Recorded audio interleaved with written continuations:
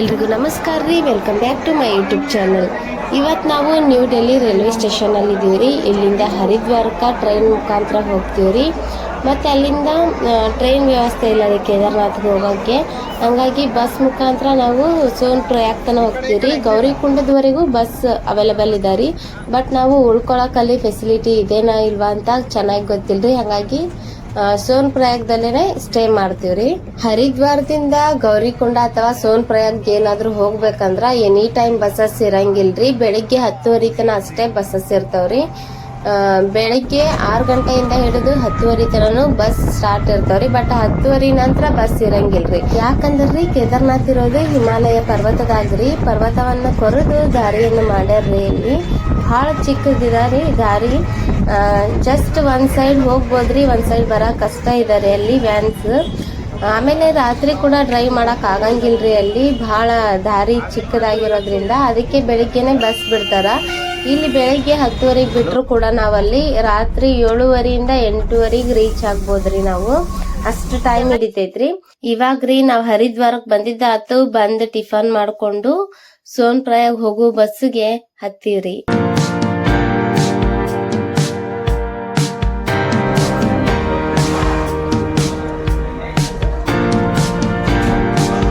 Middle ಒಂದ್ side ಊಟಕ್ಕಂತ ನಿಂದಿರ್ಸಿದ್ರಿ.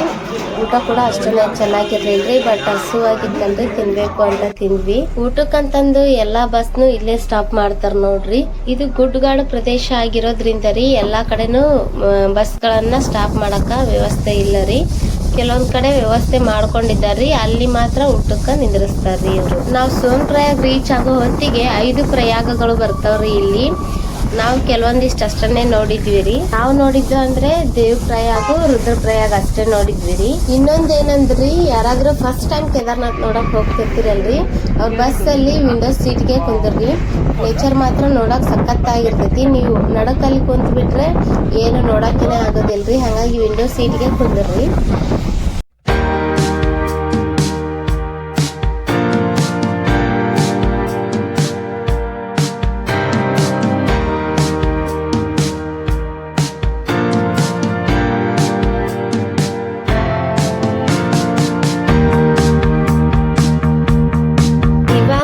Dev ಪ್ರಯಾಗದಲ್ಲಿದಾರಿ bus.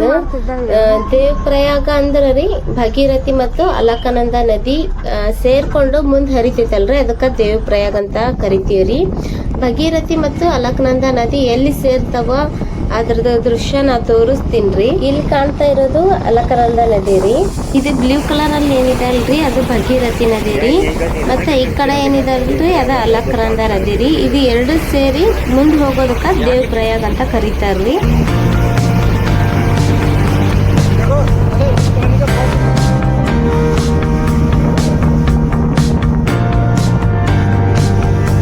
ಇಲ್ಲಿಂದನೇ ಹಿಮಾಲಯ ಕಾಣ್ತಿದ ನೋಡ್ರಿ. ನಾವ್ ಬರಬೇಕಾದ್ರ ಸಾಕಷ್ಟು ಫಾಲ್ಸ್ ಇದ್ವಿ. ಅವನ್ನೆಲ್ಲ ನೋಡಿ ಬ್ಯಾಸರಾಗಿ ಹೋದ್ರಿ ನಮ್ಗರ. ನಮ್ಮಲ್ಲಿ ಅಲ್ಲೊಂದು ಇಲ್ಲೊಂದು ಫಾಲ್ಸ್ ಕಾಣ್ತೀವ್ರಿ ನಾವು. ಬಟ್ ಇಲ್ಲಂತೂ ಹೆಜ್ಜೆಗೂ ಫಾಲ್ಸ್ ಇದಾವ್ರಿ ಇಲ್ಲಿ.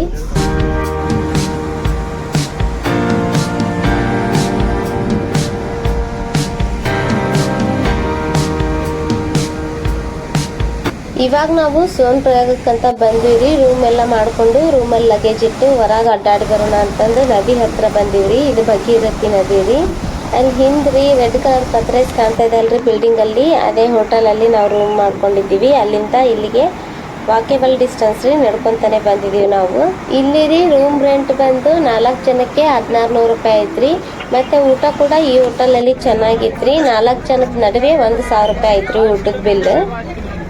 ನೈಟ್ ಎಲ್ಲ ಫುಲ್ ರೆಸ್ಟ್ ಮಾಡಿ ಬೆಳಗಿನ ಜಾವ ಗೌರಿಕುಂಡ ಹತ್ರ ಹೊಂಟಿವ್ರಿ ನಾವು. ನನಗನ್ಸಿದ್ದೇನಂದ್ರಿ, ನಿನ್ನೆ ನಾವು ಸೋನ್ ಪ್ರಯಾಗ್ ಇಡೋದಕ್ಕಿಂತ ಗೌರಿಕುಂಡಕ್ಕ ಬಂದ್ ವಸ್ತಿ ಇರ್ಬೇಕಾಗಿತ್ತು ಅನ್ಸಿದ್ರಿ. ಯಾಕಂದ್ರ ಸೋನ್ ಪ್ರಯಾಗ್ದಿಂದ ಗೌರಿಕುಂಡಕ್ಕ 6 ಕಿಲೋಮೀಟರ್ ಇದೆ ರೀ. ಜೀಪ್ ವ್ಯವಸ್ಥೆ ಇರ್ತೈತ್ರಿ. ಬಟ್ ಭಾಳ ಟ್ರಾಫಿಕ್ ರೀ. ಜೀಪಲ್ಲಿ ಬರೋದಕ್ಕಿಂತ ನಡ್ಕೊಂಡು ಬರೋದೇ ಬೆಸ್ಟ್ ಅನಿಸ್ಬಿಡ್ತೈತಿ. ಸುಮಾರು 6 ಕಿಲೋಮೀಟರ್ ನಾವು ನಡ್ಕೊಂತನ ಬಂದ್ವಿ ರೀ. ಇಲ್ಲೇ ಟಯರ್ಡ್ ಆಗಿಬಿಡ್ತು. ಮುಂದೆ ಹೆಂಗ ಅನ್ನೋದು ಚಿಂತೆ ಭಾಳ ಹತ್ಬಿಟ್ಟಿತ್ರಿ ನಮ್ಗಾರ. ಇವಾಗ್ರಿ ನಾವು ಗೌರಿಕುಂಡಕ್ಕೆ ಬಂದ್ವಿ ರೀ. ಇಲ್ಲಿ ನೋಡ್ತಿರ್ಬೋದ್ರಿ ನೀವು, ಬಾಸ್ಕೆಟ್ ಎಲ್ಲ ಕಾಣಿಸ್ತಾ ಇದ್ದಾವು. ಅದರಲ್ಲಿ ಮನುಷ್ಯರನ್ನ ಕುಂದ್ರಿಸ್ಕೊಂಡು ಹೋಗ್ತಾರ್ರಿ ಅವರು ಕೇದಾರ್ನಾಥ್ ವರೆಗೂನು. ಸುಮಾರು 6,000-7,000 ರೂಪಾಯಿ ತೊಗೊತಾರ್ರಿ ಅವರು ಡಿಸ್ಟೆನ್ಸ್ ನೋಡಿ. ನಾವು ಗೂಗಲಲ್ಲೆಲ್ಲ ಚೆಕ್ ಮಾಡಿದಾಗ 18-20 ಕಿಲೋಮೀಟರ್ ಮಾತ್ರ ತೋರಿಸ್ತೈತ್ರಿ ಗೌರಿಕೊಂಡದಿಂದ ಕೇದಾರ್ನಾಥ್. ಬಟ್ ನಡ್ಕೊಂತ ಹೋಗೋರಿಗೆ ಮಾತ್ರ ಗೊತ್ತೈತ್ರಿ ಅದು 27 ಕಿಲೋಮೀಟರ್ ಸನೇಕ ಆಗ್ತೈತ್ರಿ ಅದು. ನಾವು ಹೋಗ್ತಾ ಹೋಗ್ತಾ ಗೊತ್ತಾಯ್ತ್ರಿ ನಮಗಾದ್ರೂ. ನಾವು ಫಸ್ಟಿಗೆ 18 ಕಿಲೋಮೀಟರ್ ಅಂತೆಲ್ಲ ತಿಳ್ಕೊಂಡಿದ್ವಿ.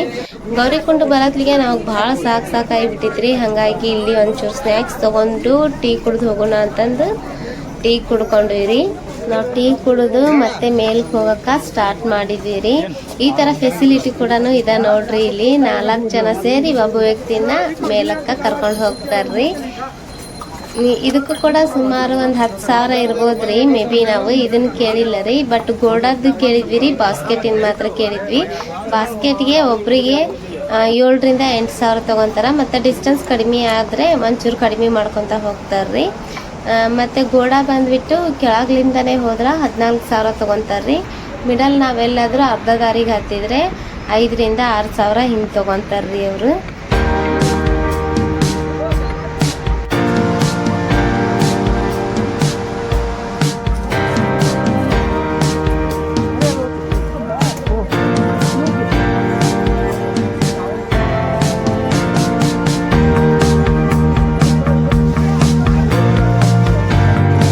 ಈಗ ನೋಡ್ತಿರ್ಬೋದ್ರಿ ನೀವು, ಪ್ರತಿಯೊಬ್ಬರ ಕೈಯಲ್ಲೂ ಕೋಲಿದೆ. ನಾವು ಸುಮಾರು ಇವಾಗ 5 ಕಿಲೋಮೀಟ್ರಿಂದ 6 ಕಿಲೋಮೀಟರ್ ತನಕ ಬಂದಿದ್ದೀವಿ. ನಾವು ಕೋಲ್ ತೊಗೊಂಡಿದ್ದಿಲ್ಲ, ತೊಗೋಬಾರ್ದಂತಾನೆ ಇತ್ರಿ. ಬಟ್ ಆನ್ ದ ವೇ ಒಬ್ರು ಏನಂದ್ರಿ ಅವರು, ನೆಕ್ಸ್ಟ್ ನೀವು ಹೋಗ್ತಾ ಹೋಗ್ತಾ ಕೋಲ್ ಸಿಗೋದೇ ಇಲ್ಲ, ನಿಮಗೆ ಕೋಲ್ ನೀಟ್ ಬಿದ್ದೇ ಬೀಳ್ತೈತಿ, ನೀವು ತೊಗೊಳ್ಳೇಬೇಕು ಅಂತ ಹೇಳಿದ್ರಿ ಅವರು. ಹಂಗಾಗಿ ಏನೋ ಅಂತಂದು ತಿಳ್ಕೊಂಡು, ಅವೇನು ದುಬಾರಿ ಇದ್ದಿಲ್ರಿ, 30 ರೂಪಾಯಿ ಒಂದು ಕೋಲ್ ಇದ್ದವು ರೀ. ಹಂಗಾಗಿ ಅಲ್ಲಿ ಕೋಲ್ ತೊಗೊಂಡಿವ್ರಿ. 2 ಮಾತ್ರ ಇರಲಿ, ವೇಸ್ಟ್ ಆಗೋದು ಬೇಡ ಅಂತಂದು 4 ಜನದ ನಡುವೆ 2 ಕೋಲ್ ತೊಗೊಂಡಿವ್ರಿ ನಾವು. ಇಲ್ಲಿ ನೀವು ನೋಡ್ತಾ ಇರ್ಬೋದ್ರಿ, ಗೋಡ ಎಲ್ಲ ಕಾಲಾಗ ಬರ್ತಿದ್ವಿ ರೀ. ನಮಗೆ 2-3 ಕಿಲೋಮೀಟರ್ ಭಾಳ ಭಯ ಆಯ್ತ್ರಿ. ಆಮೇಲೆ ಏನು ಭಯ ಆಗ್ಲಿಲ್ರಿ. ಇಲ್ಲಿ ಇಷ್ಟೇ ಇದು ಅನ್ಕೊಂಡು ಸುಮ್ಮನೆ ನಡೆಯಕ್ಕೆ ಸ್ಟಾರ್ಟ್ ಮಾಡಿದ್ದೀವಿ. ನನ್ನ ಪ್ರಕಾರ ರೀ, ಈ ಥರ ಟ್ರೆಕ್ಕಿಂಗ್ ಎಲ್ಲ ಹೋಗ್ಬೇಕಾದ್ರೆ ಒಬ್ರಿಬ್ರು ಅಷ್ಟೇ ಇದ್ರೆ ಚೆನ್ನಾಗಿರ್ತೈತ್ರಿ. ಗ್ರೂಪ್ ಎಲ್ಲ ಇದ್ರೆ ಚೆನ್ನಾಗಿರಲ್ಲ ಅನ್ನಿಸ್ತೈತಿ. ಎದಕ್ಕಂದ್ರೆ ವೇಟ್ ಮಾಡ್ಬೇಕಾಗತ್ರಿ, ಅವ್ರನ್ನ ಬಿಟ್ಟು ಹೋಗಕ್ಕಂತ್ರ ಆಗಂಗಿಲ್ರಿ. ನಾವು 4 ಜನ ಇರೋದಕ್ಕೆ ವೇಟ್ ಮಾಡ್ಕೊತ ಹೋದ್ವಿ. ಅಲ್ಲೇ ಒಂದು 3-4 ತಾಸು ವೇಸ್ಟ್ ಆಗಿಬಿಡ್ತು. ಇಲ್ಲಾಂದ್ರೆ ನಾವು ಕೇದಾರ್ನಾಥ್ ಸುಮಾರು 7 ಗಂಟೆ ಅನ್ನತ್ತಿಗೆ ರೀಚ್ ಆಗ್ತಿದ್ವಿ ನೈಟ್. ನಾವು ಕೇದಾರ್ನಾಥ್ ರೀಚ್ ಆಗೋ ಹೊತ್ತಿಗೆ 11:30 ಆಗಿತ್ರಿ ಸುಮಾರು. ಹಂಗಾಗಿ ಬೆಳಿಗ್ಗೆ ಬೇಗ ಎದ್ದು ದರ್ಶನ ಮಾಡ್ಕೊಂಡು ವಾಪಸ್ ಬಿಡ್ಬೇಕಂತಂದು ಡಿಸೈಡ್ ಮಾಡಿದ್ವಿ ರೀ. ಇಲ್ಲಾಂದ್ರೆ ನೈಟೇ ದರ್ಶನ ಮಾಡ್ಕೊಂಡು ನೈಟೇ ವಾಪಸ್ ಬಿಡ್ಬೇಕು ಅನ್ನೋದಿತ್ರಿ ನಮ್ದು. ಇದು ಬೆಳಗಿನ ಜಾವ್ರಿ ಕೇದಾರ್ನಾಥದ ವ್ಯೂ ರೀ. ಇದು ಹಿಮಾಲಯ ನೋಡ್ತಿರ್ಬೋದ್ರಿ. ಇವಾಗನು ಬರ್ಫ್ ಇದೆ. ನಾವು ಬಂದಿರೋದು ಏಪ್ರಿಲ್ ತಿಂಗಳಾಗ್ರಿ. ಈ ತಿಂಗಳನ್ಯಾಗ ಇಷ್ಟಿದ ರೀ ಇಲ್ಲಿ ಬರ್ಫ್. ಇನ್ನು ಆಗಸ್ಟ್ ನವೆಂಬರ್ ಈ ತರ ಏನಾದ್ರ ಬಂದ್ರ ಫುಲ್ ಇರ್ತೈತ್ರಿ. ನಮಗ್ ಇದೇ ಚಳಿ ತಡ್ಯಾಕ್ ಆಗ್ತಿಲ್ಲ ರೀ. -3 ಇತ್ರಿ ನಾವು ಬಂದಿನ. ನೀವು ನೋಡ್ತಿರ್ಬೋದ್ರಿ, ಇಲ್ಲಿ ಕೇದಾರ್ನಾಥ್ ಬರೋಕ ಹೆಲಿಕಾಪ್ಟರ್ ವ್ಯವಸ್ಥೆ ಕೂಡ ಇದೆ ರೀ ಸೋನ್ ಪ್ರಯಾಗದಿಂದ. ಹೆಲಿಪ್ಯಾಡ್ ಕೂಡ ಬಹಳ ದೂರ ಏನಿಲ್ರಿ ಕೇದಾರ್ನಾಥ್ ಟೆಂಪಲ್ ನಿಂದ ರೀ.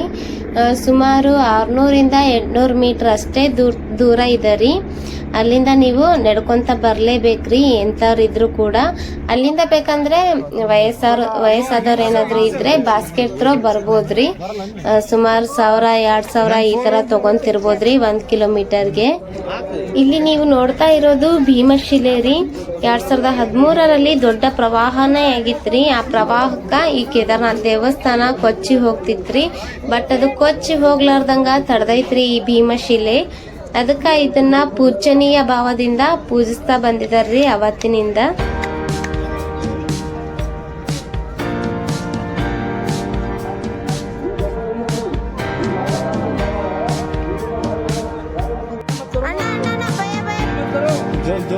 ನಾವು ನಾರ್ಮಲ್ ಆಗಿ ಯೂಸ್ ಮಾಡೋದು ಕನ್ನಡ ಮಾತ್ರ ರೀ. ಕನ್ನಡ ಬಿಟ್ರೆ ಬೇರೆ ಲ್ಯಾಂಗ್ವೇಜ್ ಬರೋದೇ ಇಲ್ಲ ಅಂತಾನೆ ತಿಳ್ಕೊರಿ ಪರ್ಫೆಕ್ಟ್ ಆಗಿ.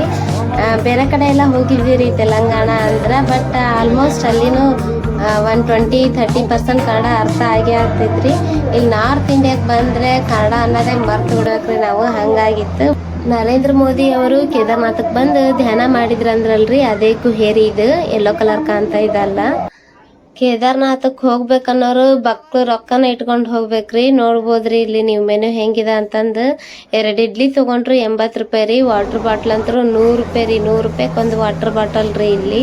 ನಾವ್ರಿ ಗೌರಿಕುಂಡದಿಂದ ಮೇಲೇನು ಬಂದ್ವಲ್ರಿ, ಅವಾಗ 50 ರೂಪಾಯಿ ವಾಟರ್ ಬಾಟ್ಲ್ ಇದ್ದು ರೀ. ಮತ್ತೆ 2 ಕಿಲೋಮೀಟ್ರ್ 3 ಕಿಲೋಮೀಟ್ರ್ ಮೇಲೆ ಏರ್ದಂಗೆಲ್ಲ 20 ರೂಪಾಯಿ 30 ರೂಪಾಯಿ ಜಾಸ್ತಿ ಆಗ್ತಾನೆ ಐತ್ರಿ. ಎದಕ್ಕಂದ್ರೆ ಅವರು ಕೆಳಗಿಂದ ತೊಗೊಂಬರ್ಬೇಕು ನೋಡ್ರಿ ವಾಟರ್ ಬಾಟಲ್. ಬೇರೆ ವ್ಯವಸ್ಥೆ ಅನ್ನೋದೇ ಇಲ್ರಿ, ಅವರು ಹೊತ್ಕೊಂಡೇ ಬರ್ಬೇಕ್ರಿ. ಹಾಗಾಗಿ ಇಲ್ಲಿ ವಾಟರ್ ಬಾಟಲ್ ಭಾಳ ದುಬಾರಿ ಇದಾವ್ರಿ. ಮತ್ತೆ ಫುಡ್ ಕೂಡ ರೀ 80 ರೂಪಾಯಿದೊಳಗೆ ನೀವು ಟಿಫನ್ ನಾಷ್ಟ ಏನೂ ಇಲ್ಲ ರೀ. ಒಂದೇನಾದರೂ ಮಸಾಲೆ ದೋಸೆ ತೊಗೊಂಡ್ರೆ 180 ರೂಪಾಯಿ ರೀ. ಮತ್ತು ಪರಾಟ ಗಿರಾಟ ಹಿಂಗೆ ರೈಸ್ ಐಟಮ್ಸ್ ಏನಾದರೂ ತೊಗೊಂಡ್ರೆ 250 ಅಬೋನೇ ಇದೆ ರೀ. ಇಲ್ಲಿ ಎಲ್ಲ ಕಾಸ್ಟ್ಲಿ ರೀ.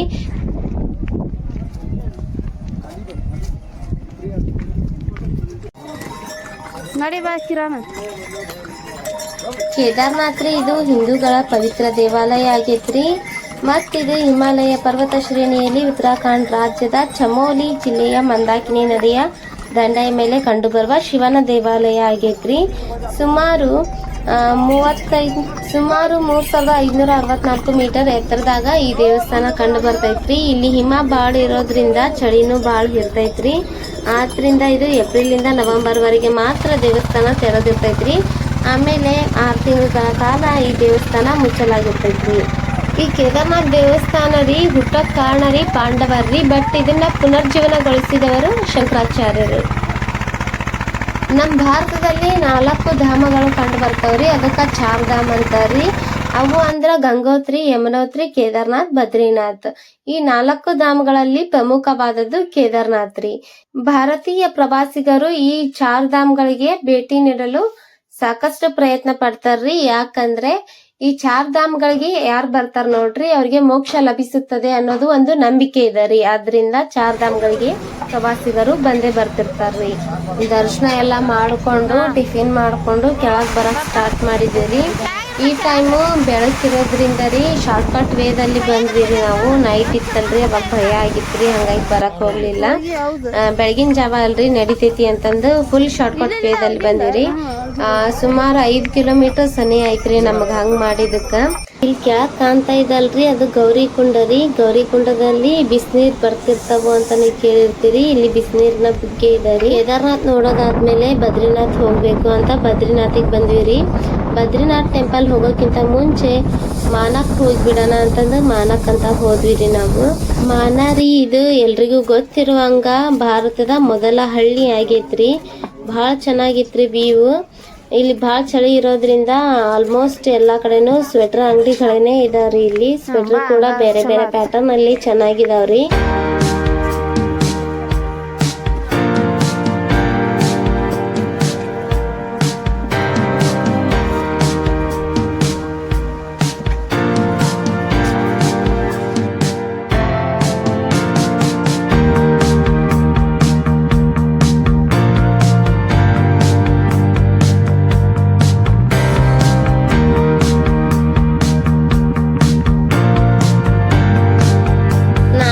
ಹೇಳಿದಂಗ ನಾವಿವಾಗ ಇಂಡಿಯಾ ಬಾರ್ಡ್ರಿಗೆ ಬಂದಿದೀವ್ರಿ. ಇಲ್ಲೇನ್ ಗುಡ್ಡ ಕಾಣಿಸ್ತಿದ ಅಲ್ರಿ, ಆ ಗುಡ್ಡದಿಂದ ಆ ಕಡೆ ನೇಪಾಳ ಇದ ಅಂತ್ರಿ, ಈ ಕಡೆ ಭಾರತ ಇದಾರಿ. ನೀವ್ ನೋಡ್ತಿರ್ಬೋದ್ರಿ ಇಲ್ಲಿ ಕೇದಾರ್ನಾಥ್, ಬದ್ರಿನಾಥ್, ಗಂಗೋತ್ರಿ, ಯಮನೋತ್ರಿ, ತುಂಗಾನಾಥ್ ಇವೆಲ್ಲಾ ಟೆಂಪಲ್ ರೀ. ಆಲ್ಮೋಸ್ಟ್ ನೇಪಾಳದಲ್ಲಿರುವಂತ ದೇವಸ್ಥಾನದ ಸ್ಟ್ರಕ್ಚರ್ ಗಳನ್ನೇ ಹೊಂದಿದಾವ್ರಿ. ಯಾಕಂದ್ರಿ ಈ ಎಲ್ಲಾ ಸ್ಥಳಗಳು ನೇಪಾಳಕ್ಕ ಬಹಳ ಹತ್ತಿರದಲ್ಲಿ ಇವಾರಿ. ಇಲ್ಲಿ ನಾವು ನೋಡ್ತಾ ಇರೋದು ಸರಸ್ವತಿ ನದಿ ರೀ. ನದಿ ನೀರಂತರೂ ಬಹಳ ಕ್ಲೀನ್ ಇತ್ರಿ. ಯಾವ್ದೇ ರೀತಿ ಹೊಲಸಾಗ್ಲಿ ಇರ್ಲಿಲ್ಲ ರೀ. ಇಲ್ಲಿ ಊರ್ ಕೂಡನು ಅಷ್ಟೇ ಸ್ವಚ್ಛವಾಗಿತ್ರಿ ಮತ್ತ ಸುಂದರವಾಗಿತ್ರಿ. ಸುತ್ತಲೂ ಇಲ್ಲಿ ಹಿಮದಿಂದ ಕೂಡಿರೋದ್ರಿಂದ ಪ್ಲೇಸ್ ಮಾತ್ರ ಬಹಳ ಸುಂದರವಾಗಿದೆ ರೀ ಇದು.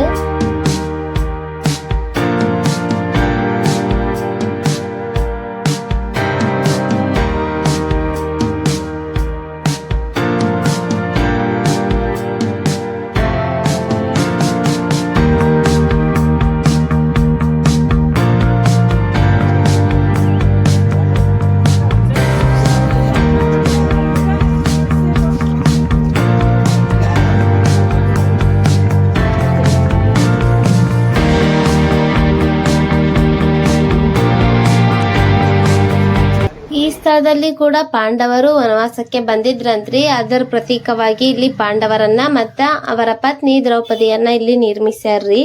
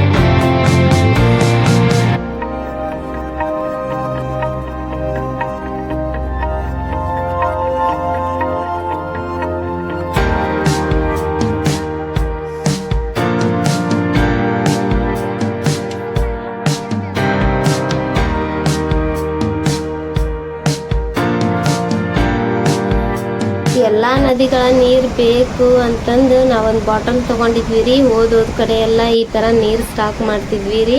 ಒಂದೇ ಬಾಟಲೇನ ಎಲ್ಲ ನೀರನ್ನ ಮಿಕ್ಸ್ ಮಾಡಿಕೊಂಡು ಬಂದಿದ್ವಿ ರೀ ನಾವು.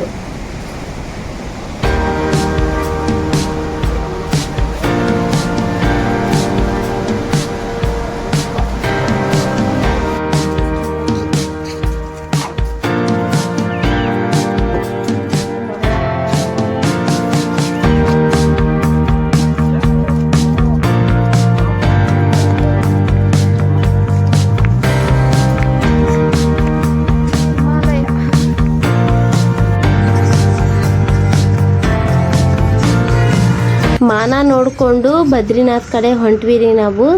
ಬದ್ರಿನಾಥ್ ರೀಚ್ ಆಗೋ ಹೊತ್ತಿಗೆ 8 ಗಂಟೆ ಆಗಿಬಿಟ್ಟಿತ್ರಿ. ದರ್ಶನ ಸಿಗುತ್ತೋ ಇಲ್ವೋ ಅನ್ಕೊಂಡಿದ್ವಿ. ಬಟ್ ನಾವು ಹೋಗಿದ್ದ ದಿನ ಭಾಳ ರಶ್ ಇತ್ರಿ, ಹಂಗಾಗಿ ದರ್ಶನಕ್ಕೆ ಇನ್ನ ಬಿಡ್ತಾ ಇದ್ರಿ.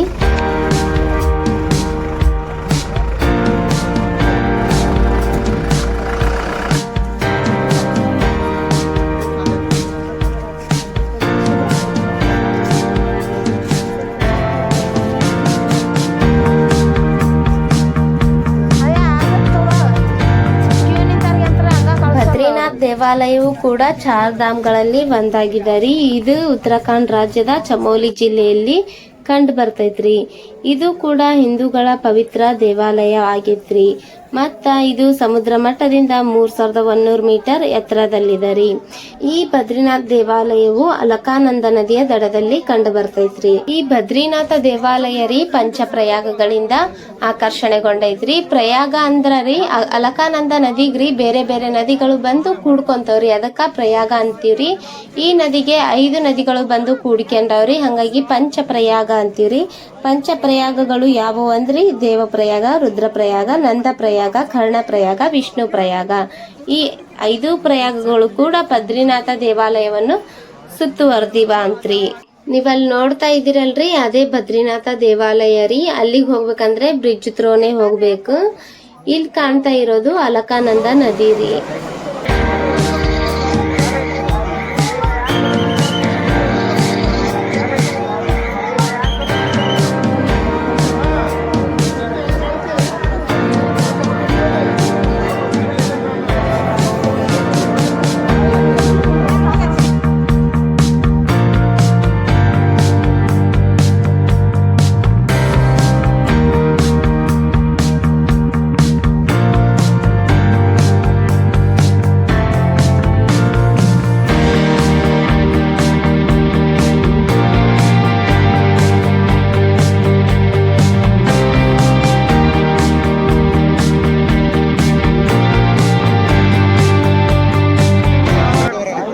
ಬದ್ರಿನಾಥ ದೇವಾಲಯದಲ್ಲಿ ರೀ ಮಾತಾ ಮೂರ್ತಿಕಾ ಮೇಳ ಅಂತಂದು ಉತ್ಸವ ನಡಿತೈತ್ರಿ. ಇದು ಪ್ರಮುಖ ಮೇಳ ಆಗೈತ್ರಿ ಇಲ್ಲಿಂದ.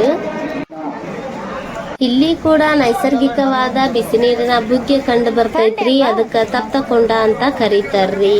ನಮ್ಮ ಭಾರತದಲ್ಲಿ ಹಲವಾರು ಬಿಸಿ ನೀರಿನ ಬುಗ್ಗೆಗಳು ಕಂಡು ಬರ್ತಾವ್ರಿ. ಎಲ್ಲೆಲ್ಲಿ ಬಿಸಿಲಿನ ಬುಗ್ಗೆಗಳು ಕಂಡು ಬರ್ತಾವ ನೋಡ್ರಿ, ಅದ್ರ ಹತ್ರನ ಯಾವ್ದಾದ್ರು ಒಂದು ದೇವಸ್ಥಾನ ಕೂಡ ಕಂಡು ಬರ್ತೈತ್ರಿ.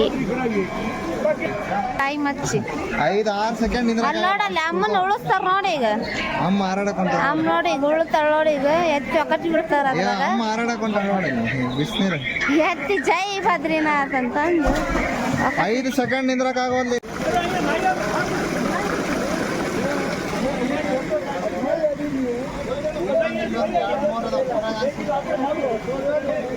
ಇಲ್ಲಿ ನಾವು ಕಾಣ್ತಾ ಇರೋದು ಅಲಕಾನಂದ ನದಿ ರೀ. ಈ ನೀರು ಬಹಳ ತಣ್ಣಗಿದಾವ್ರಿ. ಇದ್ರ ಬಾಜುನ ತಪ್ತಕೊಂಡ ನೋಡ್ಬೋದು ನಾವು. ಅಲ್ಲಿ ಬಿಸಿ ನೀರಿನ ಬುಗ್ಗೆ ಇದಾರಿ. ಕೈ ಇಡಕ್ಕೂ ಸುತ್ತ ಆಗೋದಿಲ್ಲ ರೀ. ನಮ್ಮ ನಿಸರ್ಗದಲ್ಲಿ ಎಷ್ಟೊಂದು ವಿಸ್ಮಯಕಾರಿ ಸ್ಥಳಗಳಿದಾವು ಅನ್ನೋದನ್ನ ನಾವಿಲ್ಲಿ ನೋಡಬಹುದ್ರಿ. ನಾವು ಬದ್ರಿನಾಥ್ ನೋಡೋದೆಲ್ಲ ಆದ್ಮೇಲೆ ಅಲ್ಲೇ ವಸ್ತಿದ್ದೀವ್ರಿ. ಬೆಳಗಿನ ಜಾವ ಎದ್ದು ನಾವು ಹರಿದ್ವಾರಕ್ಕೆ ಹೋದ್ವಿ ರೀ. ಹರಿದ್ವಾರ ರೀಚ್ ಆಗೋ ಹೊತ್ತಿಗೆ ಸುಮಾರು ಸಾಯಂಕಾಲ 6 ಗಂಟೆ ಆಗಿತ್ರಿ. ಹರಿದ್ವಾರದಲ್ಲಿ ರೀ ಸಾಯಂಕಾಲ ಗಂಗಾರತಿ ಆಗ್ತೈತ್ರಿ ದೇವಸ್ಥಾನದಲ್ಲಿ, ಗಂಗಾ ತೀರದಲ್ಲಿ ರೀ. ಅದನ್ನ ನೋಡೋಕ್ಕಂತಾನೆ ನಾವು ದೇವಸ್ಥಾನದ ಹತ್ರ ಹೋಗ್ತಾ ಇದ್ದೀವ್ರಿ.